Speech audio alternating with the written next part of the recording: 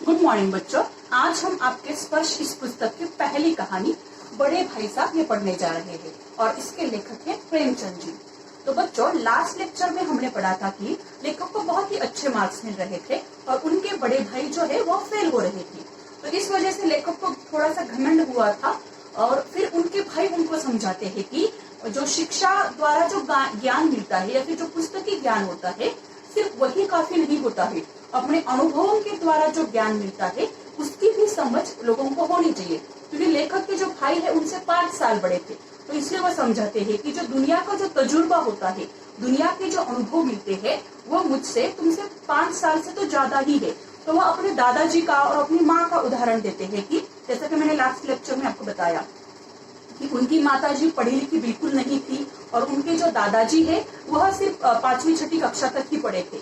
लेकिन अगर कुटुंब पर या फिर परिवार के ऊपर कोई मुसीबत आती है, कोई संकट आता है, तो इस संकट में कैसे काम करना चाहिए या फिर उस संकट को कैसे हम दूर कर सकते हैं, तो इसका जो ज्ञान होता है वह कई किताबों से नहीं मिलता है, वह तो अपने अनुभवों के द्वारा या फिर समाज के जो अनुभव मिलते हैं उसके द्वारा ही हम उसको उस संकट को दूर भगा सकते हैं। तो इस प्रकार से वह अपने भाई को समझा रहे थे। हम नेक्स्ट जो लेसन है वो देखते हैं। लेकिन उसके आधे में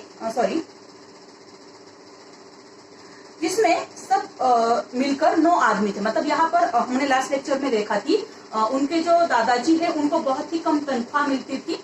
जितने पैसे आज वो इन दोनों को दे रहे, क्योंकि ये दोनों हॉस्टल में रहते थे, तो उससे बहुत कम पैसे में उनकी तनख्वाह थी उनके जमाने में। तो इसी तनख्वाह में अपने 9 जनों के कुटुंब का या फिर 9 जनों के परिवार का वो गुजारा करते थे इतने कम पैसों में। तो पैसे कम पड़ने पर क्या करना चाहिए, किस प्रकार से पैसों की एडजस्टमेंट करनी चाहिए, तो इसकी जो शिक्षा होती है वह कहीं से आपको टेक्स्ट बुक से नहीं मिलती है। तो इसका जो ज्ञान होता है वह आपको आपके अनुभवों के द्वारा ही मिलता है। तो वह अपने जो भाई है उसको वह समझा रहे हैं, लेखक के बड़े भाई लेखक को समझा रहे हैं। अपने हेडमास्टर साहब को ही देखो, एमए है कि नहीं, और यहाँ के एमए नहीं ऑक्सफोर्ड के। तो वो अपने जो हेडमास्टर है, जो प्रिंसिपल है, उनके बारे में बताते हैं कि हमारे जो हेडमास्टर है वह एमए मतलब मास्टर ऑफ आर्ट्स, उनकी शिक्षा यहाँ तक हुई है और वो यहाँ के नहीं, इंडिया में नहीं पढ़े लिखे, ऑक्सफोर्ड यूनिवर्सिटी में उन्होंने एमए किया है। 1000 रुपए पाते हैं, मतलब उनकी जो सैलरी है महीने की 1000 रुपए है। क्योंकि बच्चों ये कहानी लिखे हुए बहुत समय हुआ है, उस समय में 1000 रुपए बहुत होते थे।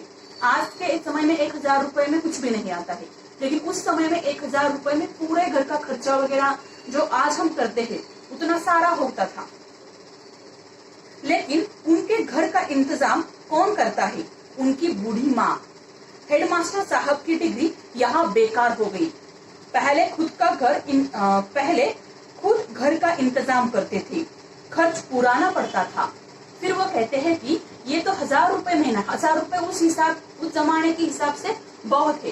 तो वो कहते हैं कि उनको 1000 रुपए की सैलरी है, लेकिन उनका जो घर खर्च जो करता है या फिर घर का सारा जो कारोबार है वो कौन देखता है, उनकी बूढ़ी माँ देखती है। क्योंकि जब वो पहले खर्च करते थे, खुद घर जब चलाते थे, तब पहले खर्च पुराना पड़ता था। मतलब ये 1000 रुपए में उनका खर्चा जो है वो चलता नहीं था। कर्जदार रहते थे, कर्जदार मतलब लोगों से उनको कर्ज लेना पड़ता था, क्योंकि 1000 रुपए में किस तरह के एडजस्टमेंट करनी है।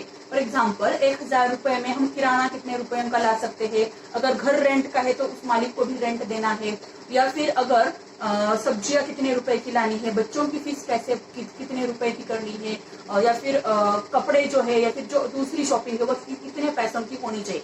इस प्रकार का जो मैनेजमेंट होता है, जो नियोजन होता है घर का, पहले जब वो करते थे हेडमास्टर तब उनके ऊपर कर्जा रहता था। लेकिन अब उनकी बूढ़ी माँ करती है तो क्या होता है, देखो, कर्जदार रहते थे।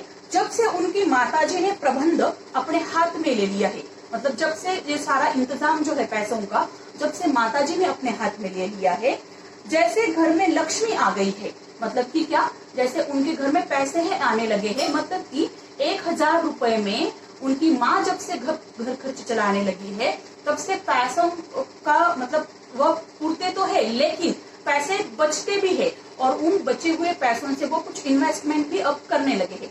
मतलब कि क्या, जो औरतें होती है फिर जिनको अनुभव होता है उस काम का, इस मामले में उनकी माँ ने कुछ शिक्षा वगैरह नहीं ली थी, लेकिन अनुभवों के द्वारा जो ज्ञान मिलता है वह सर्वश्रेष्ठ होता है।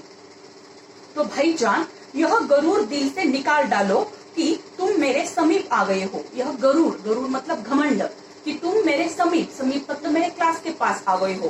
क्योंकि लेखक और उनके बीच में 5 साल का अंतर था उम्र में, लेकिन लेखक पास होते जा रहे थे और लेखक के भाई है वो फेल होते जा रहे थे। तो लेखक पास होते होते होते उनके क्लास में और उनके भाई के क्लास में अब सिर्फ एक क्लास का ही अंतर बचा हुआ था। और अब स्वतंत्र हो, मेरे देखते तुम बेराहे चलने पाओगे। बेराहे चलना मतलब गलत रास्ते पर चलना।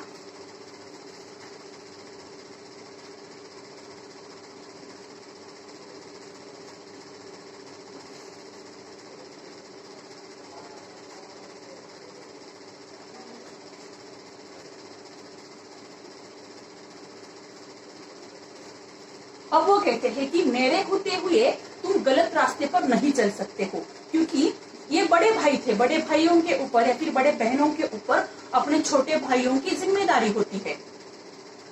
अगर तुम या यो न मानोगे तो मैं थप्पड़ दिखाकर, मतलब वो इस प्रकार से वो कहते हैं कि इसका प्रयोग भी कर सकता हूँ। इसका प्रयोग मतलब इसको भी मैं यूज कर सकता हूँ अपने हाथ को। अगर मैं पहले तुमको प्यार से समझाता था, फिर तुम्हें मैं डांटने लगा, फिर भी तुम नहीं समझ रहे हो। अगर तुम नहीं समझते हो तो मैं तुम्हें थप्पड़ दूंगा। मैं जानता हूँ तुम्हें मेरी बातें जहर लग रही है। जहर लगना मतलब बुरा लगना, ये मुहावरा है।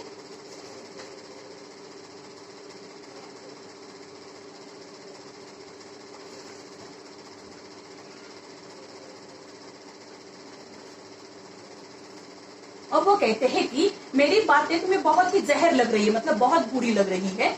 मैं उनकी इस नई युक्ति से नतमस्तक हो गया। नतमस्तक होना ये भी मुहावरा है, मतलब सिर झुकना या फिर कहा मानना। कि उनके भाई ने उनको अब डांटा था कि मैं जो बातें बता रहा हूँ, जो उन्होंने समझाया था कि किताबों के द्वारा तुम जो ज्ञान प्राप्त करते हो और उससे तुम एग्जाम में फर्स्ट आते हो, तो ये ज्ञान ही सर्वश्रेष्ठ नहीं है। समाज का जो ज्ञान होता है, जो प्रैक्टिकल नॉलेज होता है, जो समाज में हमें हमारे अनुभवों के द्वारा मिलता है, तो उन्होंने अपने भाई को पूरी तरह से समझा लिया कि किस प्रकार से अगर घर में कोई संकट आता है तो वह उस संकट को कैसे बचना है, उस मुसीबत को कैसे दूर करना है। तो इस बातों का ज्ञान आपको कहीं किताबों से नहीं मिलता है, तो उसके लिए आपको जो अनुभव मिलते हैं दुनिया से या फिर समाज से, तो उस अनुभवों के द्वारा ही हम हमारे ऊपर की जो मुसीबत है उसको दूर कर सकते हैं। तो इस प्रकार से उन्होंने अपने भाई को समझाया, तो लेखक भी समझ गए और उन्होंने उस युक्ति से नतमस्तक हो गए, मतलब उन्होंने अपना सिर झुकाया या फिर अपने भाई का कहा माना। मुझे आज सचमुच अपनी लघुता का अनुभव हुआ। लघुता, लघुता मतलब छोटापन।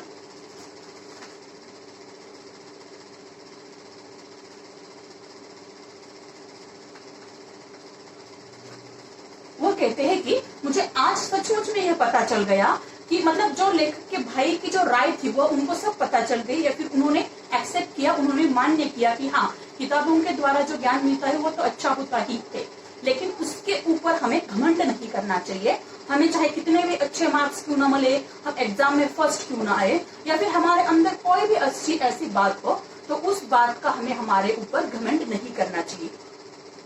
अनुभव, लघुता का अनुभव हुआ और भाई साहब के प्रति मेरे मन में श्रद्धा उत्पन्न हुई। श्रद्धा मतलब एक आदर भाव उनको अपने भाई के प्रति पैदा हुआ, रिस्पेक्ट वो अपने भाई को पहले की तरह वो देने लगे थे। मैंने सजल आंखों से, सजल मतलब करुणापूर्ण,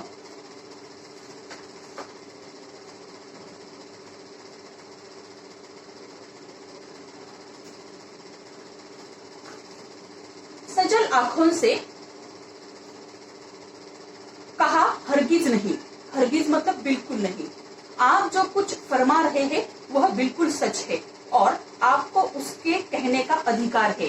तो वह भी उन्होंने मान लिया कि हाँ भाई जो मुझे समझा रहे हैं वो बिल्कुल ही सच बातें हैं, तो उन्होंने एक्सेप्ट कर लिया और उन्होंने कहा कि नहीं, मैं छोटा हूँ और छोटा ही रहूंगा और मैं अब से कुछ भी घमंड नहीं करूंगा, या फिर आप जो कुछ मेरे हित के लिए, मेरे अच्छाई के लिए जो बातें बताते हो मैं उसको एक्सेप्ट करूंगा और उसी के अनुसार चलूंगा।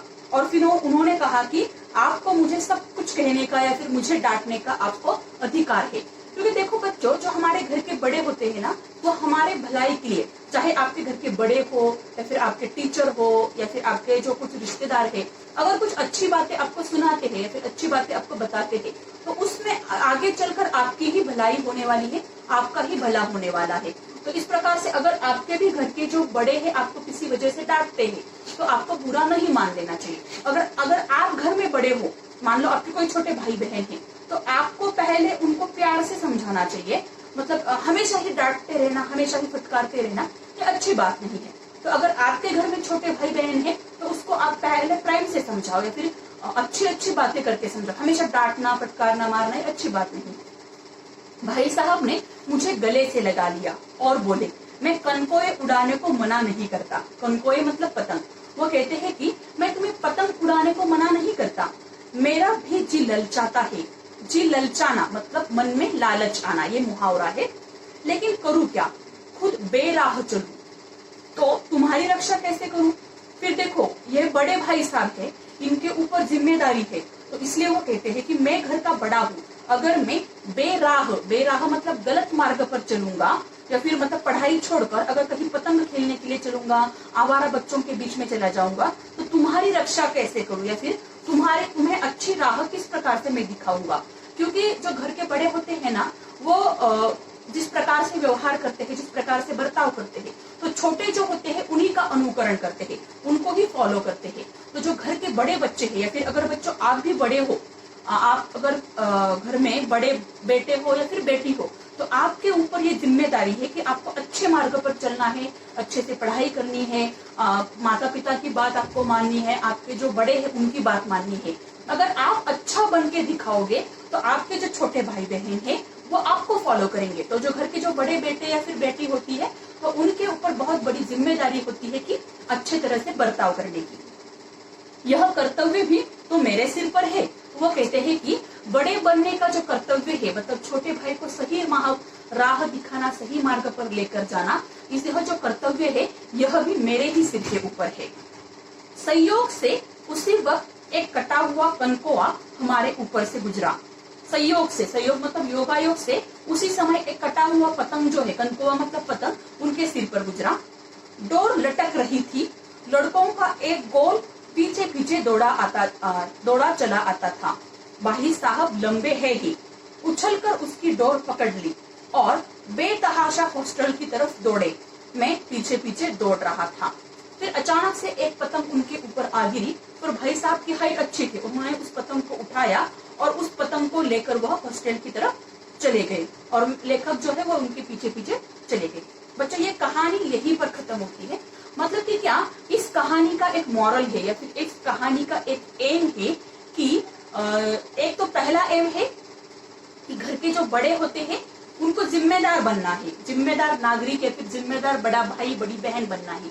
क्योंकि आपके घर के जो छोटे बच्चे हैं, छोटे बहन है, भाई है, वो आपको ही फॉलो करते हैं। तो पहले आपको क्या करना है, खुद को अच्छा बनकर दिखाना है, क्योंकि घर के जो छोटे हैं वो आपको ही फॉलो करेंगे।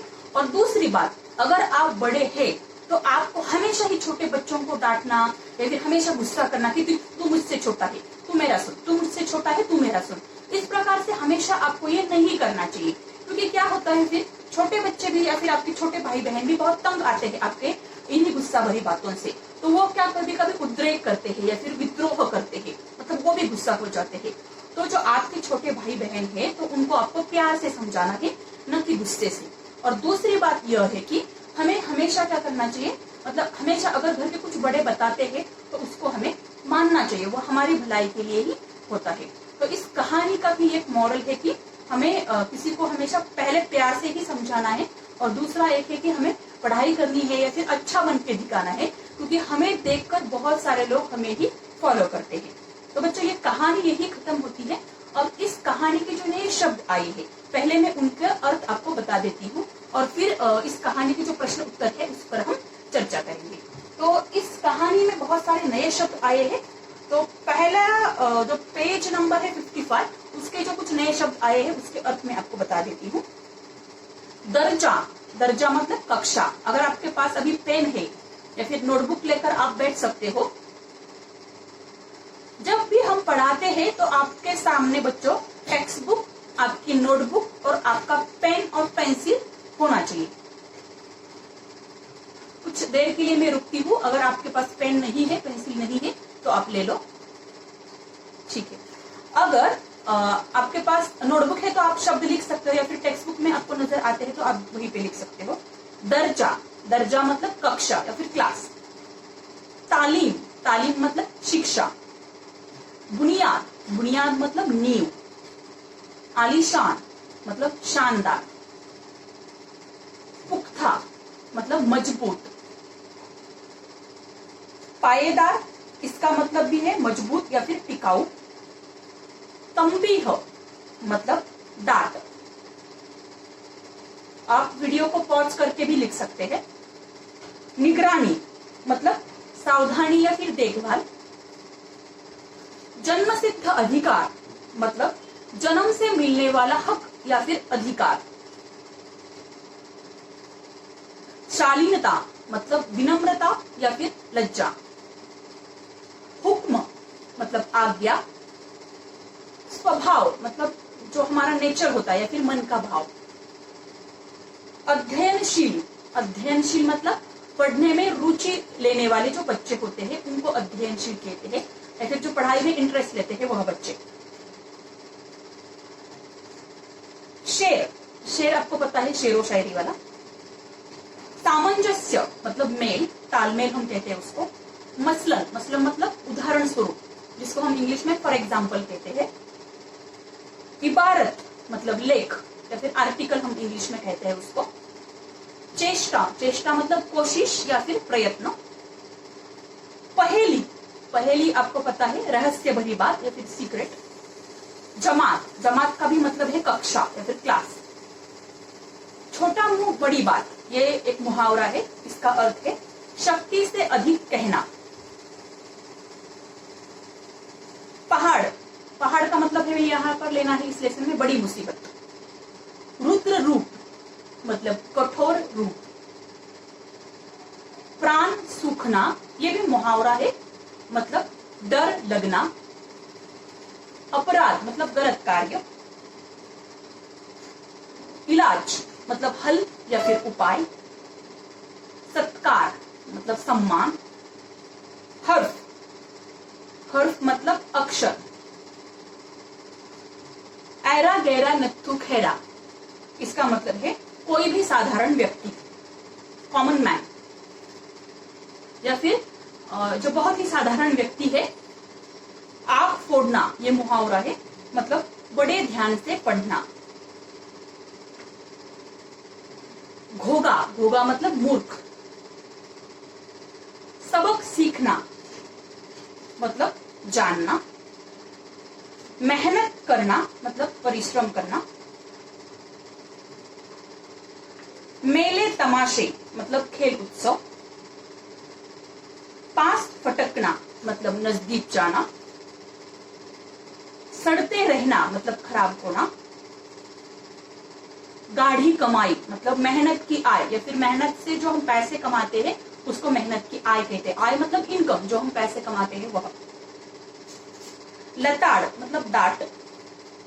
निपुण, निपुण मतलब किसी कला में कुशल या फिर प्रवीण। एक्सपर्ट हम इंग्लिश में कह सकते हैं उसको, किसी काम में एक्सपर्ट। लगती बात मतलब चुभती हुई बात, मतलब जो बात हमारे मन को लगती है वह। सुक्ति बाण चलाना मतलब तीखी बातें कहना, ये भी मुहावरा है। जिगर के टुकड़े टुकड़े होना, ये भी मुहावरा है, मतलब दिल पर जबरदस्त चोट पहुंचना। हिम्मत टूटना मतलब साहस समाप्त होना। बूते के बाहर मतलब वश के बाहर, या फिर इंग्लिश में हम कहेंगे हमारे कैपेसिटी के बाहर। हाथ डालना मतलब काम शुरू करना। चटपट मतलब तुरंत। नक्शा बनाना मतलब योजना बनाना या फिर प्लानिंग करना। स्कीम, स्कीम मतलब योजना। मद मतलब वस्तु या फिर चीज। उड़ जाना मतलब समाप्त होना। अमल करना ये मुहावरा है, मतलब लागू करना या फिर व्यवहार में लाना। अवहेलना मतलब तिरस्कार या फिर उपेक्षा। घुड़किया खाना मतलब डरावनी डांट डपट खाना। तिरस्कार मतलब उपेक्षा। इम्तिहान मतलब परीक्षा। बच्चों आपको ये लिखने हैं वीडियो पॉज करके या फिर ध्यान में रखने हैं। दिली हमदर्दी मतलब मन से सहानुभूति होना। घाव पर नमक छिड़कना यह मुहावरा है, मतलब दुखी को और दुखी करना। खून जलाना मतलब बहुत अधिक मेहनत करना। तीर मारना मतलब सफलता हासिल करना। तलवार खींचना यह भी मुहावरा है, मतलब कठोर होना या फिर आक्रामक होना। टूट पड़ना यह भी मुहावरा है, मतलब आक्रामक होना या फिर आक्रमण करना। भूमंडल मतलब धरती। आधिपत्य मतलब अधिकार या फिर दबदबा। नामो निशान मिटाना यह मुहावरा है, मतलब सब कुछ नष्ट करना। चुल्लू पानी देने वाला मतलब थोड़ी सी सेवा करने वाला। कुकर्म मतलब बुरे कार्य। दिन दुनिया से जाना मतलब कहीं का न रहना। सिर फिरना मतलब घमंड होना। अंधे के हाथ बटेर लगना मतलब अयोग्य व्यक्ति के हाथ में महत्वपूर्ण चीज लगना, मतलब जिसकी कुछ पात्रता भी नहीं है ऐसे व्यक्ति के हाथ में अच्छी चीज लगना। अंधा चोट निशान पड़ना मतलब अचानक कोई चीज मिलना। लोहे के चने चबाना यह भी मुहावरा है, मतलब बहुत कठिन काम करना। चक्कर खाना मतलब भ्रम में पड़ना या फिर कंफ्यूजन में पड़ना। मुमतहीन मतलब परीक्षक। प्रयोजन मतलब उद्देश्य या फिर हेतु। बेसिर पैर की बातें मतलब बेकार की या बातें या फिर अर्थहीन बातें। पाबंदी मतलब नियमितता। उन्नति मतलब बढ़ती या फिर तरक्की। हिमाकत मतलब बेवकूफी। जमीन पर पांव न रखना यह मुहावरा है, मतलब बहुत खुश होना। गिरह बांधना मतलब अच्छी तरह से मन में बिठाना। हाथ से न जाना मतलब चूकना। शब्द चाटना मतलब अच्छी तरह पढ़ना। विधि मतलब भाग्य या फिर हमारा नसीब। कुटिल भावना मतलब मन की जो गलत भावना है या फिर गंदी जो सोच है, जो विचार है वह। फजीयत मतलब अपमान। तकदीर मतलब भाग्य नसीब। आकाशगामी पथिक मतलब आकाश में जाने वाला यात्री या फिर कटी हुई पतंग, इस लेसन के माध्यम से हम कह सकते हैं। उग्र मतलब तीखा। बाजारी लोंडा मतलब जो बेकार के लड़के हैं, जो कि बहुत ही लफंगे लड़के होते, ऐसे को ये शब्द कहा है। मातहती मतलब नीचे या फिर अधीनता। मिडिलची मतलब जो 8वीं पास लड़के हैं वह। संपादक मतलब एडिटर। कम अक्ली मतलब बुद्धिहीनता। जहीन जहीन मतलब प्रतिभाशाली। जहन जहन मतलब पढ़ने में जो तेज होते हैं उनको जहन लड़के कहा जाता है या फिर तीव्र बुद्धि के। समकक्ष मतलब बराबर का, जो अपनी कक्षा में पढ़ता हो ऐसा लड़का। तजुर्बा तजुर्बा मतलब जो अनुभव है जीवन का वह। हाथ पांव फूल जाना ये मुहावरा है, मतलब परेशानी में पड़ना या फिर घबरा जाना।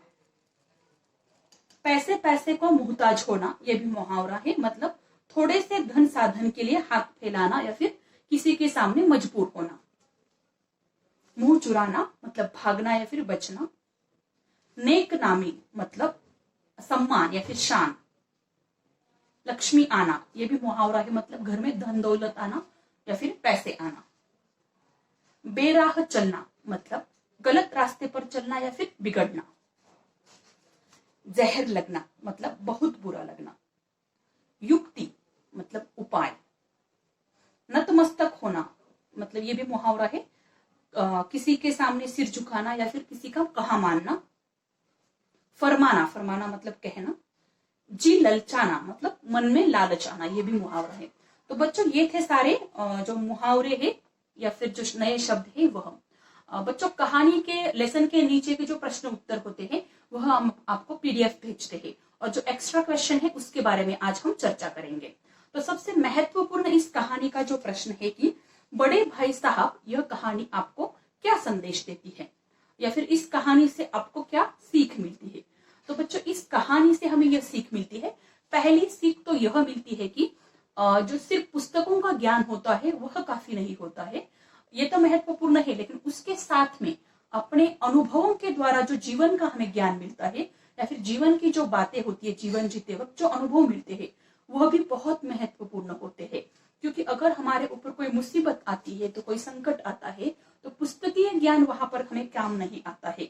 हमारे अनुभवों के द्वारा जो ज्ञान मिलता है, या फिर घर के जो बड़े बुजुर्ग होते हैं उनको जो अनुभव होता है उनके जीवन के माध्यम से, वह हमें काम आता है।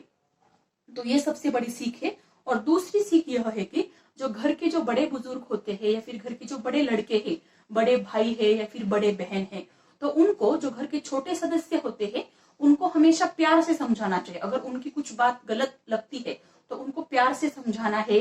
उस चीज, अगर वो कोई गलत बात कर रहे हैं, गलत चीज में फंसे हुए हैं, तो उनको वो प्यार से समझाना है कि उसके माध्यम से आपका कितना नुकसान हो सकता है, या फिर आपको जीवन में आगे कैसे बढ़ना है। तो ये समझाने के लिए हमेशा डांटने की या फिर मारने की जरूरत नहीं होती है, तो प्यार से भी आप उसको समझा सकते हो। हमें इस कहानी से यह संदेश मिलता है कि घर में बड़े लोगों को अपनों से जो छोटे हैं उनके प्रति सभी कर्तव्यों का पालन सही ढंग से करना आना चाहिए। मतलब कर्तव्य का पालन करना ही है, लेकिन सही ढंग से करना आना चाहिए। क्योंकि कभी कभी हमारा जो ढंग होता है, जो तरीका होता है उनको ट्रीट करने का, वो गलत होता है। उन्हें प्यार से समझा बुझा कर सही मार्ग पर चलने के लिए प्रेरित करना चाहिए। मतलब हम इसे प्यार से भी समझा सकते हैं, न कि हर बात उन्हें डांटा फटकारा जाए, उन्हें अपमानित किया जाए। मतलब हर बात के लिए डांटना ये अच्छी बात नहीं है। उन्हें कभी इतना न लताड़ा जाए, मतलब इतना अपमानित नहीं किया जाना चाहिए कि आपकी बातों की अवहेलना मतलब वो आपकी बातों की तरफ दुर्लक्ष्य करे या फिर निग्लेक्ट करे, अवहेलना करने के लिए लगे। और स्वयं को बड़ा मानकर छोटों को दबाना सर्वथा अनुचित है। मतलब आप खुद बड़े हो तो छोटों को दबाना ये बहुत ही अनुचित, गलत बात है। दूसरा संदेश यह है कि पुस्तकीय ज्ञान से जिंदगी का जो अनुभव मिलता है वह अधिक महत्वपूर्ण है। किताबी ज्ञान से जीवन जीने की समझ होती है, वह नहीं आती है हमें। जीवन की वास्तविकता मतलब रियलिटी का सामना भी नहीं किया जा सकता है पुस्तकीय ज्ञान से। जैसे कि लेसन के लास्ट में दिया गया है कि लेखक के फैमिली पर जो मुसीबत आती थी तो उनके दादाजी कैसे दूर करते थे। जिंदगी का अनुभव हमें इतना अधिक परिपक्व बना देता है कि हम मुसीबतों को आसानी से झेल लेते हैं, जबकि किताबी ज्ञान वाला व्यक्ति मुसीबतों में अपना धैर्य खो बैठता है। धैर्य मतलब साहस। जिस व्यक्ति के पास सिर्फ किताबी ज्ञान है, सिर्फ पुस्तकों का ज्ञान है, लेकिन अनुभवों का ज्ञान नहीं है, ऐसे व्यक्ति अगर उनके ऊपर कुछ मुसीबत आती है तो वह अपना साहस या फिर धैर्य खो देते हैं। दूसरा महत्वपूर्ण प्रश्न है, बड़े भाई साहब का चरित्र चित्रण कीजिए। मतलब उनके स्वभाव के बारे में, उनके पर्सनैलिटी के बारे में, या फिर उनके आदतों के बारे में हमें इस प्रश्न के माध्यम से उत्तर बताना है। तो बड़े भाई साहब की चरित्र की जो विशेषता है वह इस प्रकार से है। बड़े भाई साहब बहुत ही गंभीर प्रवृत्ति के थे। मतलब वो हंसी मजाक करने वाले नहीं थे, हमेशा गंभीर, मतलब हमेशा सीरियस ही रहते थे। कभी हंसी मजाक वो किया नहीं करते थे, या फिर अपने लाइफ को वो एंजॉय नहीं करते थे। और अब उनका जो छोटा भाई है मतलब लेखक उनको भी अपनी लाइफ हंसी मजाक के साथ या फिर एंजॉय वो नहीं करने देते थे। मेले तमाशों, खेल कूद आदि में उनकी कोई रुचि नहीं थी। मतलब खेल कूद में या फिर यहाँ वहां घूमने में उनकी बिल्कुल रुचि या फिर इंटरेस्ट नहीं था उनको। उन्हें अपने बड़े होने का एहसास है। वे छोटे भाई के सामने एक उदाहरण के रूप में आना चाहते हैं। मतलब उसको उनके बड़े भाई को इस बात का एहसास है कि वो बड़े हैं तो बड़ों को अच्छे तरह से बर्ताव करना चाहिए, क्योंकि छोटे उनका अनुकरण करते हैं, तो उनको खुद को एक अच्छे तरह से दिखाना है अपने छोटे भाइयों को। वे छोटे भाई के लिए आदर्श बनना चाहते हैं ताकि वह भी उनके समान आचरण कर सफल व्यक्ति बन सके। देखो, घर के जो बड़े बेटे होते हैं या फिर जो बड़े बच्चे होते हैं उनको तो ये समझ में आना चाहिए कि जो छोटे होते हैं उनका अनुकरण करते हैं। तो लेखक के बड़े भाई को ये इस बात का ज्ञान था कि वो किस प्रकार से एक आइडल व्यक्ति बन सकते हैं, ताकि उनका जो छोटा भाई है लेखक भी उनका अनुकरण करके बहुत अच्छा व्यक्ति बन सके और जीवन में एक सफल व्यक्ति बन सके। तीसरी बात है, वे छोटे भाई के हितैषी है। हितैषी मतलब उनका हित चाहने वाले, उनके अच्छाई के बारे में सोचने वाले या फिर उनके भले के बारे में सोचने वाले हैं। वे सदा उसकी भलाई चाहते हैं। उनकी इच्छा है कि उनका छोटा भाई पढ़ लिख जाए, इसलिए वे उसे लताड़ते भी है और उस पर नियंत्रण भी रखते हैं। मतलब अब हमेशा वो अपने छोटे भाई का हित या फिर उसके बारे में अच्छा ही सोचते हैं, ताकि वो अपने जीवन में आगे बढ़ सके। तो इसलिए उसको वो हमेशा डांटते रहते हैं और उसको फटकारते रहते हैं। बड़े भाई साहब जो है वह बहुत ही अनुशासन प्रिय, मतलब डिसिप्लिन प्रिय थे। उनको डिसिप्लिन सबसे ज्यादा पसंद थी, इसलिए वो खुद भी लाइफ एंजॉय नहीं करते थे, खेलते कूदते नहीं थे और अपने छोटे भाई को भी अपने अनुशासन में या फिर डिसिप्लिन में रखना चाहते थे। वे हर काम को ठीक ढंग से और सही समय पर करते थे, मतलब हर एक कार्य उनका ठीक समय पर और अच्छे से करते थे। वे चाहते हैं कि अन्य लोग जो है या फिर उनके भाई है वह भी अनुशासन का पालन करें। बड़े भाई साहब में तर्कशीलता का गुण है, मतलब किसी बात को वो तर्क लगा सकते हैं या फिर अनुमान अंदाजा लगा सकते हैं। वे अपनी बात को सुंदर ढंग से प्रस्तुत करना उन्हें आता है। क्योंकि इस बात को हम कैसे कह सकते हैं, क्योंकि लेसन के लास्ट में उन्होंने बताया था अपने भाई को समझाते वक्त कि अपनी बात को किस प्रकार से उन्होंने लेखक के सामने रखा और लेखक को भी ये बात एक्सेप्ट करनी पड़ेगी। जो उनके चाहे वो पढ़ाई में पीछे ही क्यों ना हो, लेकिन पुस्तकीय ज्ञान से ज्यादा अनुभवों द्वारा जो ज्ञान मिलता है वो महत्वपूर्ण होता है। उन्होंने इस प्रकार से अपनी बात समझाने के लिए उदाहरण भी दिए। उनके घर के जो दादाजी है या फिर उनकी माँ है उनका उदाहरण देकर अपने भाई को समझाया, और दूसरा उदाहरण जो हेडमास्टर है उनका भी बताया। तो अपनी बात अच्छे ढंग से या फिर सामने वाला हमारी बात मान ले, इस प्रकार से उसको अपनी बात को प्रस्तुत करना भी बड़े भाई साहब को आता है। और वे तर्कों और उदाहरणों के माध्यम से छोटे भाई को इस प्रकार अपनी बात समझाते हैं कि उसकी बात मानने के लिए मजबूर हो जाता है, कि लेखक उनकी बात मानता है और मजबूर भी हो जाता है। वे मेहनती होते हुए भी बुद्धि से कमजोर है। दिन रात पढ़ने के बावजूद वे कई बार परीक्षा में फेल हो चुके हैं। देखो, लेखक में और उनके बड़े भाई में ये बहुत बड़ा फर्क है। लेखक कम पढ़ते थे, लेकिन लेखक को बचपन से ही, मतलब भगवान की ही ये देन दी कि उनकी बुद्धि बहुत ही अच्छी थी। थोड़ा पढ़ने पर भी वो बहुत याद रखते थे।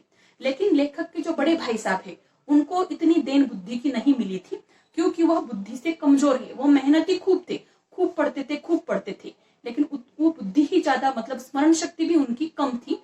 तो इस वजह से वो ज्यादा पढ़ने के बाद भी वो परीक्षा में पास नहीं होते थे, फेल होते थे। बड़े भाई साहब वर्तमान शिक्षा प्रणाली के विरोधी है। वर्तमान शिक्षा प्रणाली मतलब जो एजुकेशन सिस्टम है कि पढ़ाई करो, लर्न करो और लिखो और अच्छे मार्क्स मिलो, इसके वो विरोधी है। वे मानते हैं कि आज की शिक्षा प्रणाली विद्यार्थियों को केवल किताबी ज्ञान देती है, इससे उन्हें वास्तविक जीवन में कोई लाभ नहीं होता। ऐसी शिक्षा प्रणाली को वे हटाने की बात कहते हैं। मतलब आज की जो एजुकेशन सिस्टम है कि पुस्तकें लो, पुस्तकें पढ़ो, उसके ज्यादा मार्क्स मिलो, लेकिन वह ज्ञान ज्यादा अच्छा नहीं है, ऐसे लेखक के भाई का कहना है। इस एजुकेशन प्रणाली को हटाने के बारे में भी वो सोचते हैं, क्योंकि अगर आपको जीवन में संकट आता है, मुसीबत आती, कोई भी मुसीबत हो, चाहे नैसर्गिक आपत्ति हो या फिर घर के ऊपर कुछ आर्थिक संकट मिल जाए, आता है, तो ऐसे समय में क्या करना चाहिए, तो इसका अनुभव तो हमें पुस्तक या फिर किताबें नहीं देती है। तो इस बात के वो बिल्कुल विरुद्ध है कि आज की जो एजुकेशन सिस्टम है वह बिल्कुल गलत है। हम दूसरा प्रश्न लेते हैं। छोटे भाई के मन में बड़े भाई साहब के प्रति श्रद्धा क्यों उत्पन्न हुई?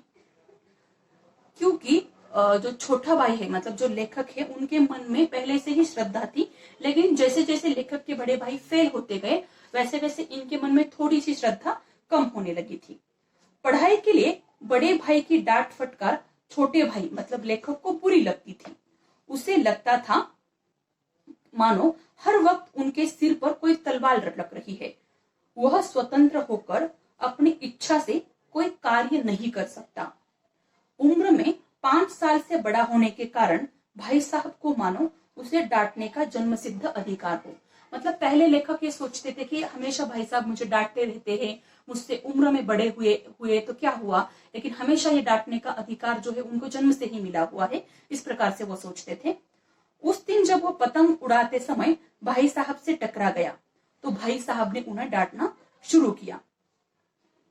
फिर वह भाई साहब उनको समझाते गए कि किंतु इस बार उन्होंने यह भी समझाया कि उसकी अन्य लड़कों की तरह उनका मन भी खेलने के लिए, कनकों उड़ाने के लिए या फिर घूमने फिरने को करता है, किंतु वे केवल अपने छोटे भाई के लिए अपने मन पर नियंत्रण रखे हुए हैं, क्योंकि अगर वे कोई गलत कार्य करेंगे या फिर गलत रास्ता पकड़ेंगे तो उन्हें डर है कि उनका छोटा भाई भी उनकी अनुगामी होकर या फिर उनकी तरह अनुकरण करके पथ भ्रष्ट हो जाएगा।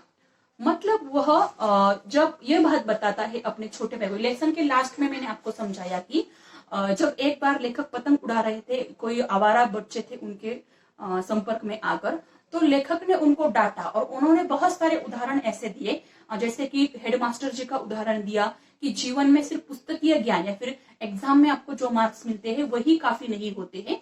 अगर आपके ऊपर कोई मुसीबत आती है, कोई संकट आता है, तो उसको दूर करने के लिए जो अनुभवों द्वारा ज्ञान मिलता है वह सर्वश्रेष्ठ होता है। और इस बात को समझाने के लिए उन्होंने 2 उदाहरण दिए, अपने दादाजी का, अपनी माँ का उदाहरण दिया और दूसरा उदाहरण दिया हेडमास्टर का, जो कि मैंने आपको अभी समझाया।